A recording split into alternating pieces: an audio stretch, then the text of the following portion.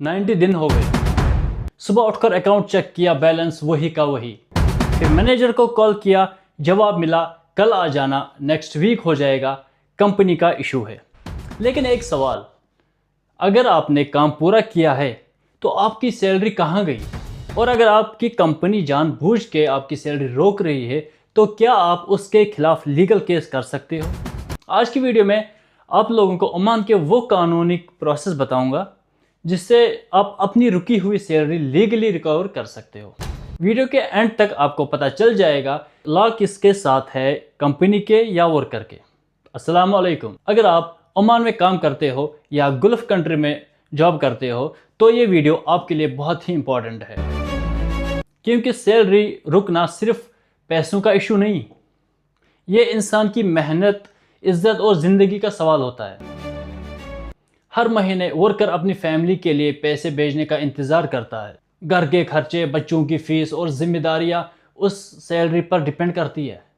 लेकिन जब सैलरी ही ना मिले तो वर्कर सबसे ज़्यादा परेशान होता है। इसलिए आज मैं आप लोगों को स्टेप बाय स्टेप बताऊंगा, अगर सैलरी ना मिले तो आप क्या कर सकते हो। स्टेप नंबर 1, सबसे पहला काम, अपने सब प्रूफ इकट्ठा कर लो। जैसे कॉन्ट्रैक्ट पेपर है, वीज़ा या लेबर कार्ड है, अटेंडेंस रिकॉर्ड है, बैंक स्टेटमेंट, व्हाट्सएप मैसेज है, सैलरी स्लिप है। याद रखो, जितने ज़्यादा डॉक्यूमेंट्स होंगे उतना ही आपका केस स्ट्रांग होगा। बहुत से लोग सिर्फ ज़ुबानी कंप्लेंट कर देते हैं और बाद में प्रूफ ना होने की वजह से प्रॉब्लम होती है।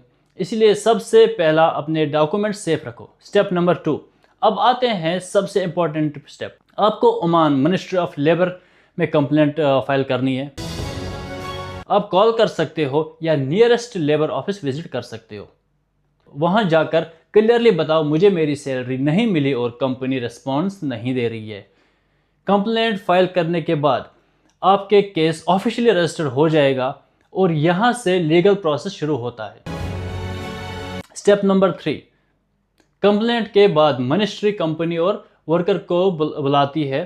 दोनों साइड की बातें सुनी जाती है और कंपनी को कहा जाता है कि वर्कर को पेंडिंग सैलरी क्लियर करो। बहुत से केस इसी स्टेज पर सॉल्व हो जाते हैं, क्योंकि जब कंपनी को पता चलता है कि मैटर ऑफिशियली कंप्लेंट तक पहुंच गया है तो अक्सर वो सेटलमेंट कर लेते हैं। स्टेप नंबर 4, लेकिन अगर कंपनी फिर भी सैलरी ना दे या कंप्लेंट इग्नोर कर दे तो मैटर लेबर डिस्प्यूट कम्युनिटी या कोर्ट तक जा सकता है। यहां पर वर्कर को अपने प्रूफ प्रेजेंट करने पड़ते हैं और अगर केस वर्कर के हक में प्रूव हो जाता है तो कंपनी को पेंडिंग सैलरी देनी पड़ सकती है। साथ ही अगर एप्लीकेबल हो तो एंड ऑफ सर्विसेज बेनिफिट्स और दूसरे ड्यूज भी मिल सकते हैं। सुन लो भाइयों, ओमान में वर्कर की सैलरी देना कंपनी की जिम्मेदारी होती है। आप मेहनत करते हो, वक्त देते हो, अपनी फैमिली से दूर रहते हो, इसलिए आपकी सैलरी कोई एहसान नहीं, आपका हक है। इसलिए सैलरी इशू को कभी हल्के में मत लो। तो अगर आप या आपका कोई भी दोस्त इस सिचुएशन में है तो चुप मत बैठो, डरो मत, अपना हक मांगो, लीगल प्रोसेस को समझो, उसे यूज़ करो। क्योंकि मेहनत करना गुनाह नहीं, लेकिन अपनी मेहनत का हक छोड़ देना सबसे बड़ा नुकसान है।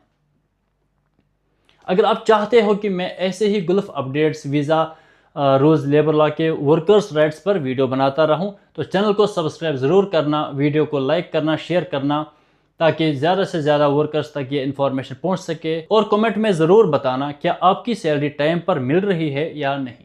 मिलते हैं नेक्स्ट वीडियो में, तब तक के लिए अल्लाह हाफ़िज़।